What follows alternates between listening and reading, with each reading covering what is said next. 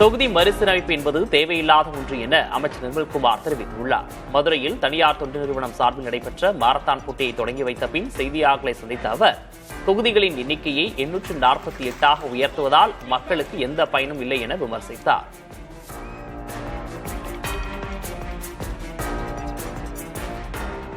தொகுதி மறுவரை கண்டிப்பாக தமிழக மக்களுக்கும் சரி, தென்னிந்திய மக்களுக்கும் சரி மிகப்பெரிய அநீதி இழைக்கப்படக்கூடிய ஒரு சூழ்நிலை ஏற்பட்டுள்ளது.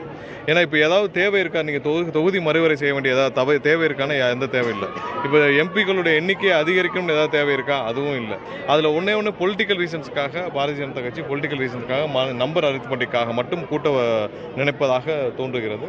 இதை நீங்கள் இன்னும் இப்போ 543 பேருக்கே போதுமான ஒரு நேரம் ஒதுக்க முடியாத சூழ்நிலை. இது 848 நீங்கள் உயர்த்துவதால் என்ன பயன் இருக்குது? எதுவுமே இருக்க போகுது. டீலிமிட்டேஷன் பண்ணாலும் எல்லாருக்கும் 50% சொல்லியிருக்கிறதாக கேள்விப்படுறோம். ஸோ அதுக்கப்புறம் நீங்கள் திரும்ப டீலிமிட்டேஷன் அதுக்கப்புறம் சென்செக்ஸ் அடிப்படையில் மீண்டும் தமிழகத்திற்கு சென்செக்ஸ் அடிப்படையில் குறைக்கப்பட வாய்ப்பு இருக்குது. ஸோ இதெல்லாம் அடிப்படையாக கொண்டு இந்த தொகுதி மறுசீரமைப்பு இப்போ தேவையில்லாத அவசியம் இல்லாத ஒன்று.